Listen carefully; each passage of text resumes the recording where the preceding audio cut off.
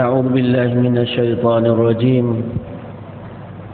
بسم الله الرحمن الرحيم. السلام عليكم ورحمة الله تعالى وبركاته. الحمد لله رب العالمين، وصلى الله على سيدنا محمد وعلى آله وصحبه الطيبين الطاهرين. اللهم علمنا ما جهلنا وذكرنا ما نسينا وزدنا علما ونعوذ بك من حال أهل النار ولا حول ولا قوة إلا بالله العلي العظيم. أذكركم وأذكر نفسي بإخلاص النية لله تعالى ولا حول ولا قوة إلا بالله العلي العظيم. أذكركم وأذكر نفسي بإخلاص نية لله تعالى. Saya ingatkan kepada hadirin muslimin dan muslimat untuk hadir majlis ilmu kerana Allah Subhanahu wa taala. Yang keduanya, saya ingatkan saya dan tuan-tuan, kita berada di masjid ini dengan niat i'tikaf, dan kita mohon Allah matikan kita dengan husnul khatimah. Amin ya rabbal alamin. Tuan-tuan, insya-Allah setelah sebelum ini dalam kitab Matan Abi Suja' ini kita membahaskan Matan Al-Ghayah wa Taqrib karangan Abu Suja' radhiyallahu an, kitab yang menjelaskan tentang rubu'ul ibadah, 4 perkara dalam ibadat yang utama. So kita masih lagi membahaskan bab besar yang berkait dengan taharah. Pada pertemuan yang sebelum ini kita membahaskan tentang istinja. Maka Imam Abu Suja' radhiyallahu an, setelah dia sebut tentang istinja, maka dia menyentuh tentang adabi qadil hajat, adat orang yang qada hajat. Jadi nanti ada hak sunat, ada yang wajib. Jadi adab ni ada hak sunat, ada yang wajib. Jadi kita akan sebutkan sebahagian daripada apa yang telah diutarakan oleh Ibnul Jauzi, adab-adab bagi orang yang qada hajat. Dia kata di sini, wa yajtanibu istiqbal al-qiblati wastidbaraha ila as-sahra. Dan hendaklah di sini secara wajib, hendaklah orang yang qada hajat, dia berak, dia kecing, gitulah senangnya, dia qada hajat, wajib, yakni wajib dia mengelakkan istiqbal al-qiblati, menghadapkan dirinya ketika dia qada hajat ke arah kiblat. Dan kita maksudkan dengan kiblat yang sekarang ini. Dan kiblat hak sekarang ni ialah Kaabah. Bapa kita kata gitu? Kerana sebelum kita hadap dulu, sebelum umat Islam hadapkan diri ke Kaabah, sebelum tu mereka dalam salat hadapkan diri ke Baitul Maqdis. Maka kemudian daripada itu baru disyariatkan kiblat itu di Kaabah, menghadapkan diri ketika salat itu ke Kaabah. Maka sebelum itu ke mana? Ke Baitul Maqdis. Jadi di sini bila kita kata elakkan, hendaklah orang yang nak buat qada hajat ni, dia nak berak, dia nak kecing ni, hendaklah dia bila dia nak qada hajat, dia elakkan hadapkan diri dia ke arah kiblat. Dan kiblat yang kita sebut di sini ialah hak sekarang ini. Kiblat yang ada sekarang ni lah yang dimaksudkan dengannya Kaabah. Dan juga wastidbaraha fi sahra, elakkan diri daripada mengkebelakangi kiblat. Kita mengkebelakangi kiblat kawasan mana ni yang tak boleh hadap ke kiblat dan tak boleh mengkebelakangi kiblat. Bahkan hukum dia wajib, jangan kamu hadapkan diri ke kiblat dengan qada hajat dan mengkebelakangi kiblat dengan qada hajat. Cara kita bahas ni kawasan mana? Kerana hukum dia beza berdasarkan kawasan. Yang dimaksudkan di sini kata pengarang kitab fi sahra, tempat yang macam padang pasir. Baik, padang pasir ni tak ada bangunan kan? Dia tak ada bangunan. Jadi kawasan lapang yang gitu, mana-mana kawasan lapang dalam hutan ke? Mana-mana kawasan lapang tak ada bangunan ini, maka kiranya kalau dia hadapkan diri dia ke arah Kaabah ketika dia buat qada hajat, air besar ataupun air kecil, atau dia kebelakangi kiblat, maka hukum dia haram. Kerana wajib dia jangan menghadap ke arah kiblat dan mengkebelakanginya ketika qada hajat. Wajib dia tak buat macam tu. Baik. Jadi ini kata ulama, jika tidak ada di antara dia dan di antara kiblat sutrah.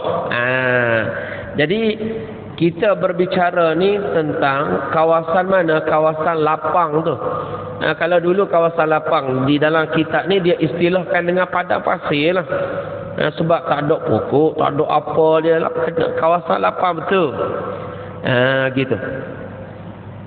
Ni jelas kalau kita duduk kampung kan, atas bukit misalnya contoh, dalam apa tu, di dalam ladang misalnya contoh, kan, atas padang bola misalnya contoh, masuklah ni dalam tajuk ni. Gitu.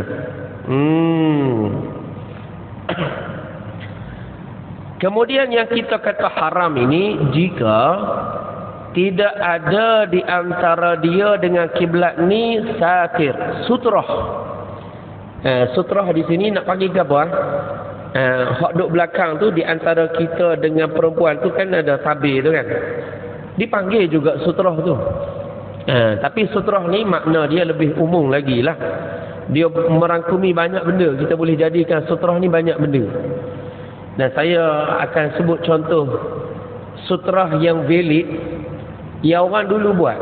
Orang dulu bila dia nak pergi berak kecing, tuan-tuan, dia pergi ke tepi pantai, pergi sungai kan. Kawasan tu kan kawasan tak ada bangunan. Jadi dia pakai kain pelikat. Dia pakai kain pelikat. Bila dia nak buat qada hajat, dia akak kain pelikat ni kat tekak.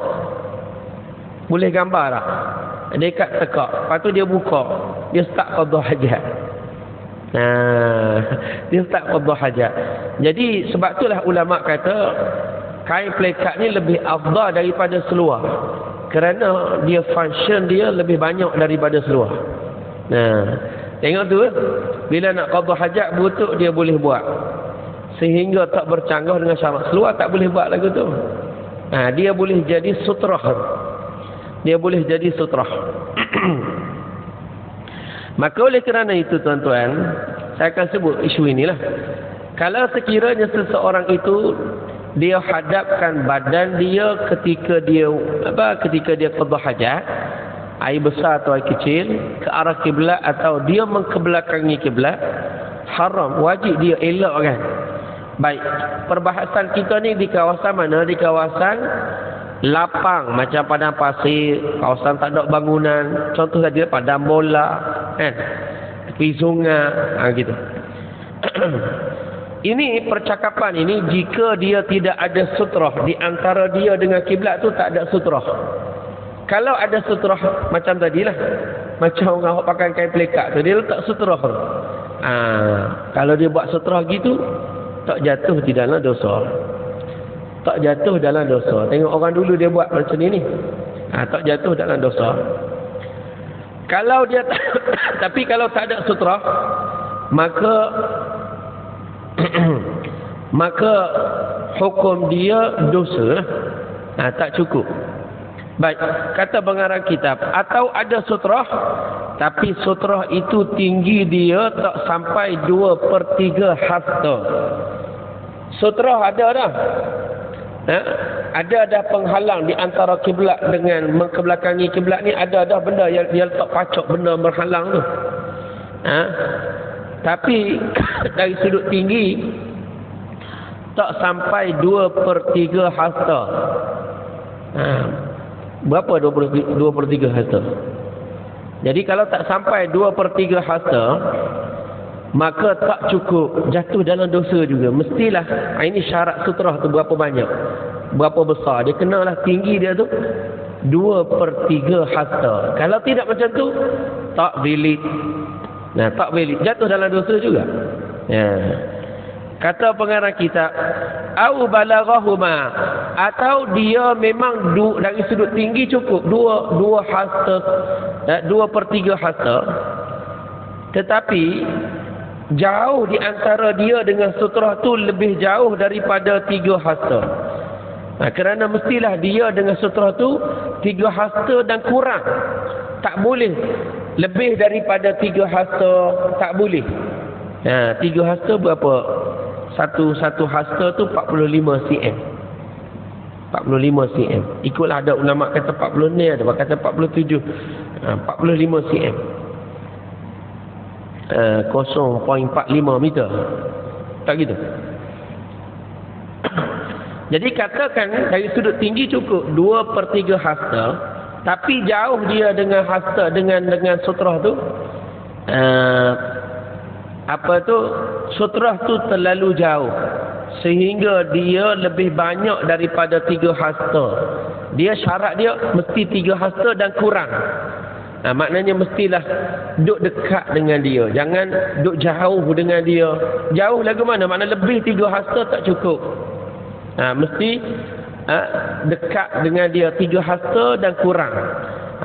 Barulah apa tu, sutrah ini cukup. Sutrah ini cukup, penghalang itu cukup.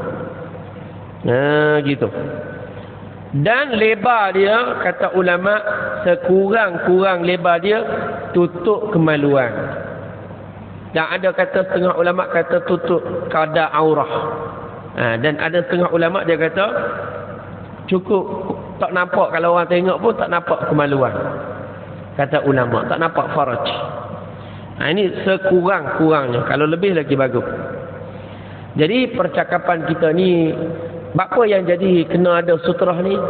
Sebab kita bercakap tentang bangunan lapang, kawasan lapang ni. Lepas tu Ustaz, sekarang ni kita tak ada lah macam orang dulu nak pergi berok di tepi patak, tak gitu. Pergi padang bola, di tepi sungai. Jadi sekarang ni ada toilet tu. So apa yang kita ulaskan ini, kita sama hukum dia ke kalau kita buat dalam toilet? Sekarang ni kalau toilet tu dibina, misalnya contoh, kita nak gunakan toilet ni kena menghadap kiblat atau mengkebelakangi kiblat. Sama ke dengan hukum yang kita dah bercakap sekarang ni? Kata fuqaha, tak sama. Adapun kalaulah bangunan yang disediakan untuk qada hajat, sekarang ni dinamakan tandah, toilet tu lah. Orang Indonesia kata WC. Jadi kalau sekiranya bangunan hak disediakan untuk qada hajat ni, tandah ni, toilet ni, maka tidak haram baginya kita hadapkan diri ke arah Kaabah untuk qada hajat. Dan tidak juga makruh, tak juga makruh. Secara mutlak tidak ada makruh. Ada sutrah ke tak ada sutrah, tak kisah. Jadi di sini kalau dah ada bangunan, kita kecil mana? Kita berak kat mana? So kalau dalam bangunan yang disediakan sebagai tandah, toilet, tempat qada hajat, di sini tak ada dah bicara tentang sutrah ni. Kita tak bercakap dah tentang sutrah ni. Menghadap kiblat ke tak menghadap kiblat, kita dah tak bercakap lah. Dia tak jatuh dalam haram, dia tak jatuh pada makruh. Lepas tu yang Ustaz duk cerita tadi, tu kita duk cerita tentang tempat lapang yang tak ada, yang bukan tandas. Lepas tu contoh mana lu? Padang pasir. Contoh dia padang bola, contoh dia tepi sungai, tempat lapang begitu. Faham tak tuan-tuan? Jadi di sini kalau kiranya dia menghadapkan badan dia ketika istinja, ketika dia qada hajat, berak dan kencing, ke arah kiblat dan atau mengkebelakangi kiblat, hukum dia dosa jika tidak ada sutrah.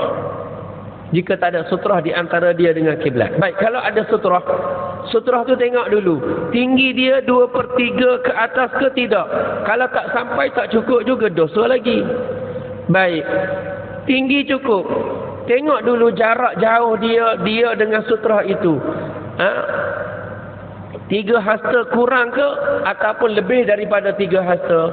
Kalau dia 3 hasta dan kurang, maka tak apa, cukup. Tapi kalau jauh daripada, maknanya lebih daripada 3 hasta, tak cukup, jatuh dalam dosa dulu. Gitu. Jadi bahasan kita ini, kerana perbahasan ni orang ada sebahagian orang masih ada lagi. Kalau di Malaysia ni tuan-tuan kata kita ada tandah, jarang orang berak situ. Mungkin sinilah. Tapi tuan-tuan pergi sebahagian tempat, saya pergi sebahagian tempat tanpa sebut negara lah. Sebahagian tempat masih lagi. Saya pergi banyak negara tuan-tuan, masih lagi ada hak lagu ni. Jadi hukum ni kena mengaji jugalah. Kena mengaji juga, kena tahu hukum syarak lah. Ni hukum syarak. Baik, tadi Ustaz kata kenapa ikat masalah ni dengan kiblat sekarang ini? Kalau kita hadapkan diri ke kiblat dulu, Baitul Maqdis boleh ke? Hukum dia makruh. Tidak haram, makruh. Katakan kita tahu sekarang ni arah ni adalah, katakan saya tak pasti lagi, tak semak pun. Katakan ini adalah Baitul Maqdis. Dia hadapkan diri ke Baitul Maqdis. Jadi hukum dia makruh. Makruh hukum dia. Atau dia kebelakangi Baitul Maqdis. Baitul Maqdis ni kiblat hak lama. Sebelum kita menghadap ke arah Kaabah sekarang ni, kiblat hak dulunya ialah Baitul Maqdis. Maka tuan-tuan, kiblat kita hadapkan diri ke Baitul Maqdis, kita kebelakangan badankan kita mengkebelakangi ini, hukum dia makruh. Hak ini cerita dia masih lagi di tempat yang terbuka, bukan tandas. Ini hukum. Kalau tandas, tak ada. Hadap ke kiblat ke, tak hadap ke kiblat ke, mengkebelakangi kiblat ke, menghadap ke arah kiblat ke, ada sutrah ke tak ada sutrah, maka hukum dia tidak haram dan tidak makruh. Jadi saya dah jawab tadi lah. Kalau orang tanya kenapa nak sebut siapa, kita ada tanda. Tuan-tuan mungkin tak menziarahi sebahagian tempat. Kalau pergi sebahagian tempat kan, jumpalah benda hak lagu ni. Kita kena tahulah juga. Habis tajuk ni. Wayajtanibu, dia kata wayajtanibul baula wal ghaid fil ma'ir raqidi. Kemudian ada hukum syarak juga. Hendaklah kita bila qada hajat ini elakkan kencing, dan kencing ni al-baul, buang air kecil, wal ghaid ni buang tahi lah, buang berak lah, di air yang bertakung, air yang tak mengalir. Air duduk misalnya contoh tempat perhimpunan batu-batu tu, ada air situ, dia pun pergi kecing dalam air tu. Ada hukum syarak ada. Jadi elakkan diri kita daripada buat macam tu. Sama ada air tu sikit ataupun air tu banyak. Kan kita dah sebut air 2 koloh. Walaupun banyak, comel kau buat lagu tu. Dia tak mengalir. Banyak dia tak mengalir. Jadi jangan buat. Air yang sedikit dia bertakung, dia tidak mengalir pun jangan kencing atau berak di kawasan ini. Dan juga air yang banyak yang bertakung pun jangan juga. Baik. Adapun kalau mengalir macam mana Ustaz? Dia mengalir. Air itu mengalir. Di sini kalau sekiranya air yang mengalir itu sedikit, maka kata ulama hukum dia makruh seseorang tu kencing di dalam air itu ataupun dia berak dalam air tersebut. Air itu sikit, air parit kecil je, tapi mengalir dia. Maka apa hukum dia? Makruh. Tidak haram, makruh. Air yang sedikit. Kalau air banyak dia mengalir, tidak makruh. Tapi lebih baik jangan buat. Walaupun banyak pun jangan buat. Nah, dah tahu dah sungai tu air banyak mengalir, jangan berok dalam sungai walaupun air banyak mengalir. Kena orang duduk bawah, duduk air, kau duduk basuh baju. Jadi oleh kerana tu kan ada tepi dia tu, dah tak ada tanah, tak ada apa, maka dia buatlah kawasan, dia gali tanah ke apa kan, carilah keadaan yang baik. Jadi kalau air tu dia banyak dan mengalir, tidak makruh, cuma afdal dia elakkan juga, jangan buat. Jangan buat. Tapi kata ulama, kena ingat di waktu malam, air yang sedikit atau air banyak, elakkan diri. Kalau malam tak sama dengan siang hari. Ulama bahas tajuk ni. Dia kata kalau di waktu malam, walaupun air tu mengalir, di waktu malam ataupun siang, kalau sekiranya di waktu malam, sama ada air mengalir tu sedikit ataupun banyak, jangan kamu kencing atau berak di dalamnya. Kalau waktu malam, apa hujah fuqaha? Hujah fuqaha kata dia, li'annahu ma'wal jin, kerana kawasan air di waktu malam jadi tempat tinggalnya jin. Ini fuqaha sebut. Lepas tu itulah yang pergi duduk mandi sungai, kawasan-kawasan lagu ni, kawasan ni di waktu malam ni, tu yang kena penyakit, kena rasuk, kena ganggu, sebahagiannya disebabkan ini. Jadi oleh kerana itu, kalau di waktu malam, elakkan walaupun air itu mengalir, elakkan kamu daripada kencing dan berak pada kawasan air walaupun dia mengalir, walaupun air itu sedikit ataupun banyak. Hujah fuqahanya apa? Kerana mungkin ulama ni dia sampai hadis kepadanya bahawa tempat ni jadi tempat tinggal bagi jin. Kemudian tuan-tuan, fuqaha disebut Al-Imam An-Nawawi, dia telah ambil jalan tegah dalam masalah ini, dalam isu ini. Hingga Imam An-Nawawi dia kata haram qada hajat ni, berak atau kecing dalam air yang sedikit. Dia bagi haram terus, sama ada air itu dia mengalir ataupun bertakung. Di sisi Imam Nawawi, dia tak kisah dah air bertakung ke, air yang mengalir ke, kan, sedikit ke. Kalau sekiranya air itu sedikit, mengalir ke atau bertakung, di sisi Imam Nawawi dia tetap haram di sisi Imam Nawawi. Tapi fuqaha kata pendapat Imam Nawawi dalam hal ini dikira lemah kerana bercanggah dengan nas yang telah disebutkan oleh Imam Syafi'i. Jadi yang kuatnya ialah hukum dia makruh. Kalau air itu dia mengalir, maka kalau air itu sedikit, makruh qada hajat padanya. Macam yang kita dah sebut tadi. Adapun kalau banyak, tidak makruh. Cuma afdal jangan kita. Afdal ni makna lebih baik. Lebih baik kita tidak kencing dan berak pada kawasan air yang banyak walaupun dia mengalir. Selesai.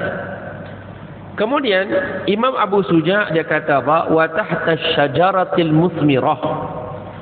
Dan juga elakkan daripada qada hajat ni pada kawasan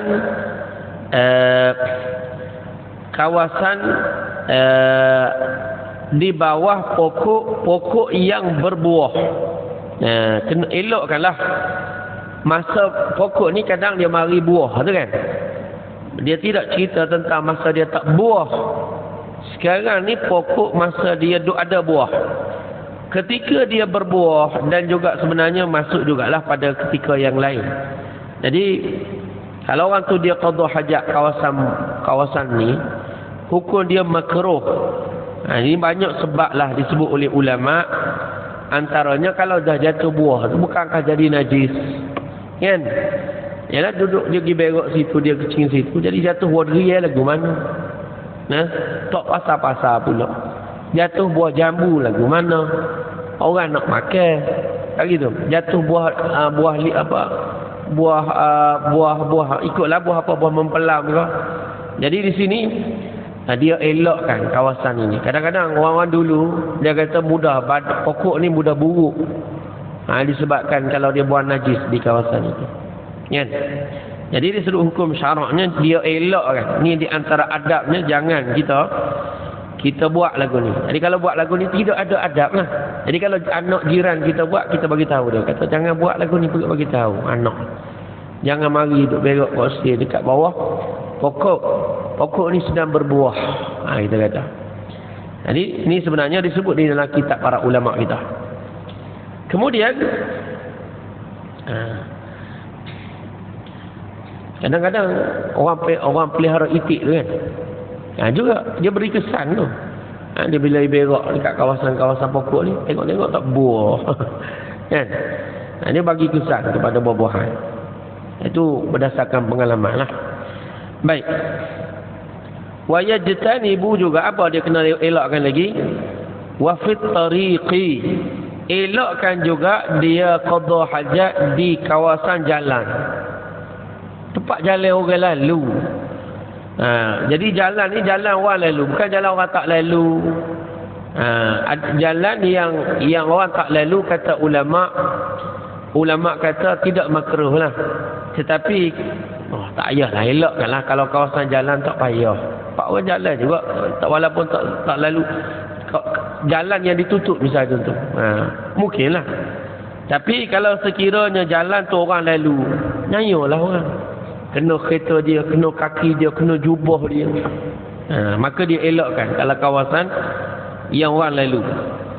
Kemudian kata pengarang kitab, wadhilli, dan juga kawasan yang ada kawasan teduhan. Kawasan berteduh lah, senang cerita. Kawasan ini orang jadikan tempat berteduh. Kadang kalau sekiranya di musim panas, tempat ni dia jadi tempat orang berteduh di situ. Dalam musim panas orang carilah tempat-tempat nak berteduh di situ. Dia pergi berok, pergi kecing situ.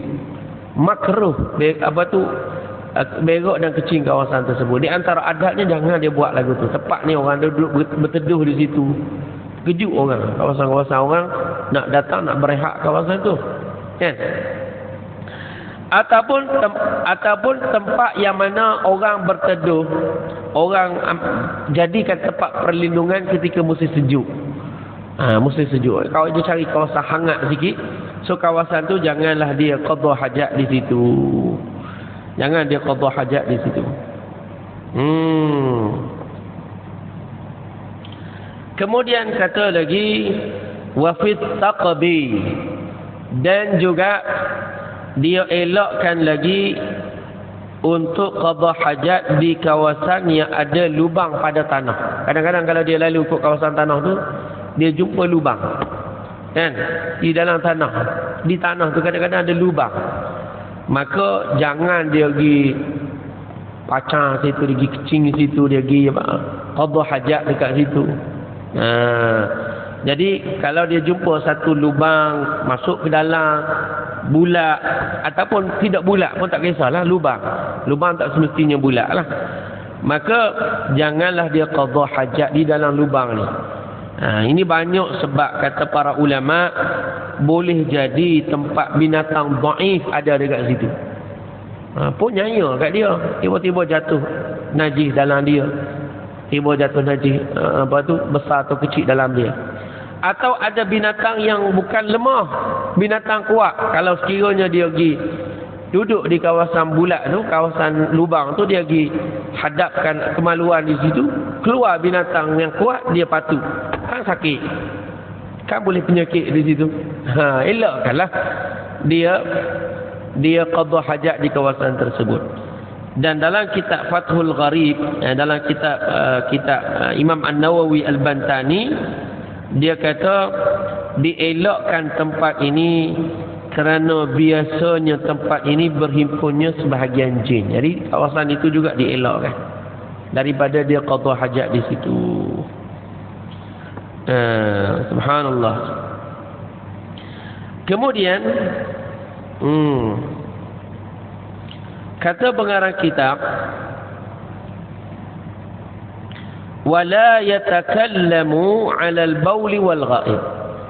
Kata pengarang kitab, di antara adab orang yang buat qada hajat, jika tak ada sebarang keperluan lah, maka jangan dia bercakap ketika dia sedang qada hajat.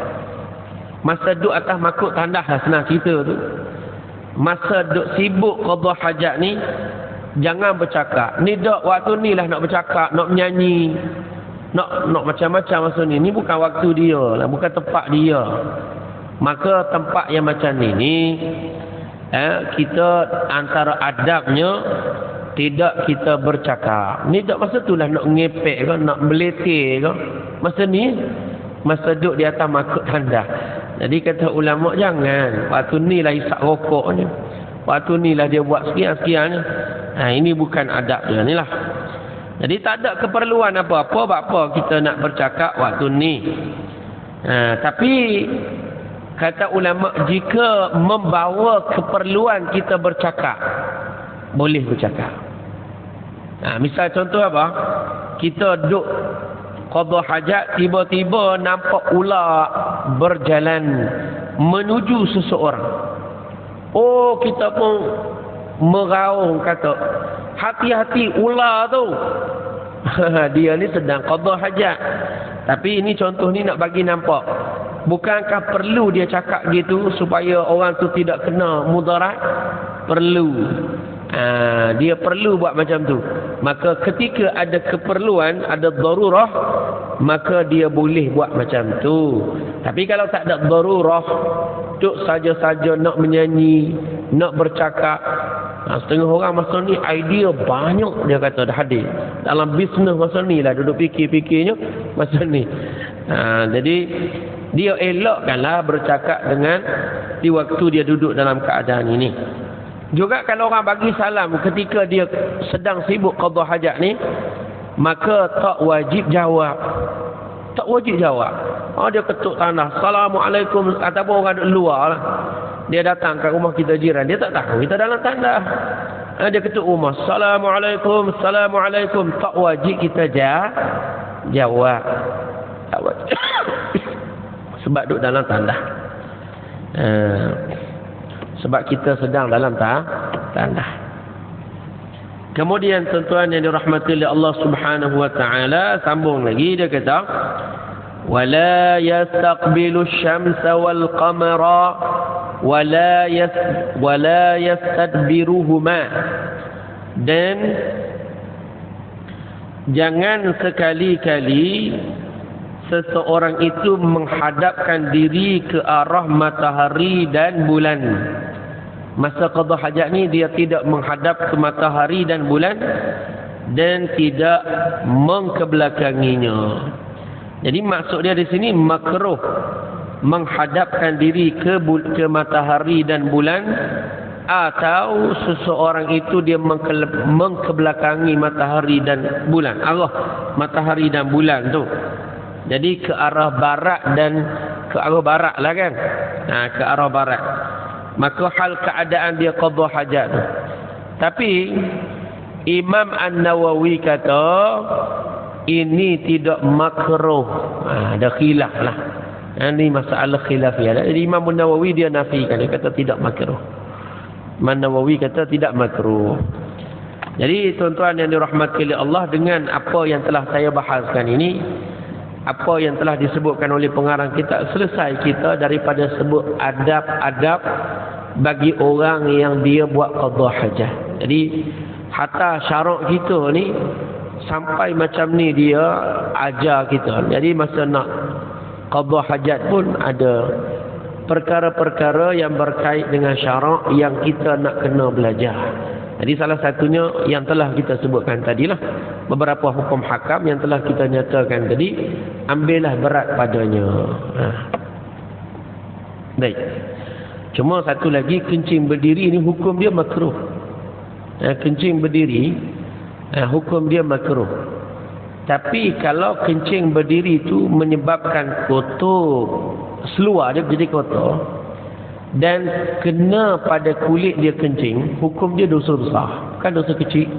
Dan di antara manusia yang diazab paling ramai sekali, kebanyakan orang yang diazab di dalam kubur salah satu sebab dia ialah tak suci ketika istinja daripada kencing. Kira-kira bila dia kencing, kotorkan seluar dia, kotorkan kulit dia. Dan itu dosa besar. Jadi hati-hatilah. Kalaulah boleh tidak buat secara berdiri, lagi bagus. Memang hukum dia asal makruh, tapi jika dengan syarat tidak mengotorkan kulit dan juga pakaian. Kalau mengotorkan kulit dan pakaian, dosa besar, haram. Habis.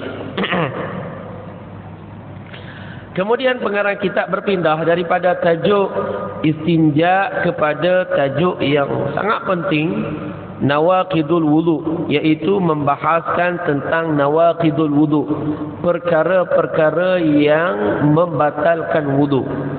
Sebenarnya dari sudut penggunaan istilah, kadang-kadang tuan-tuan dengar sebab-sebab berhadas dengan hadas kecil. Sebenarnya 2 kali 5, 5 kali 2 je. Sebab-sebab berhadas kecil tu adalah maknanya perkara-perkara membatalkan wudu. Jadi kalau orang tu dia ada wudu, batal wudunya maknanya dia berhadas dengan hadas kecil. Jadi berhadas dengan hadas kecil ini, wudu ni boleh terbatal dengan beberapa perkara. Dengan beberapa perkara. Kata pengarang kitab, ma kharaja minas sabilaini. Dia kata walladhi yanqudul wudu'a khamsatu asya'. Perkara yang membatalkan wudu ini ada 5 perkara, ataupun kita boleh kata perkara yang menjadi punca seseorang itu, perkara yang menjadi sebab dia berhadas kecil ada 5. Pertama, keluar sesuatu daripada 2 jalan. Baik, comel istilah 2 jalan ini. Ulama dia ungkapkan 2 jalan ini merujuk kepada 2 kawasan. Satu kubul, satu lagi dubur. Satu minit. Satu kubul, satu lagi dubur. Jadi kubul tu kemaluan hadapan, yang keluar, tempat keluar air kencing. Adapun dubur ialah kemaluan belakang yang keluar daripadanya ghaib. Ghaib itu tahi. Jadi insya-Allah saya kira tajuk ni dia cantiknya kita mulakan sekali lah. Nanti kuliah yang akan datang kita akan bincangkan tajuk ini. Saya rasa lebih bermanfaat, dan waktu kita dah 1 minit dah habis dah kot. Jadi kita berhenti di sini. InsyaAllah pada pertemuan yang akan datang kita akan bincang tajuk baru kita ni, perkara-perkara yang membatalkan wudu. Ini tajuk ni penting tuan-tuan. Banyak orang wudu dia batal, dia sangkakan dia masih ada wudu lagi. Jadi di sini perlu kepada pengetahuan yang detail lah. Kita akan sebut detail tentang perkara-perkara yang membatalkan wudu. Bila batal wudu, bila tak batal wudu. Dia banyak situasi. Maka situasi berbeza inilah hendaklah kita faham, hendaklah kita tahu. InsyaAllah kita akan jumpa dalam pertemuan yang akan datang. Kita bahas tajuk ini pada pertemuan yang akan datang. Qulu qawli hadha, barakallahu fikum wa ahsanallahu ilaikum wa jazakumullahu khairan katsiran. Assalamualaikum warahmatullahi wabarakatuh.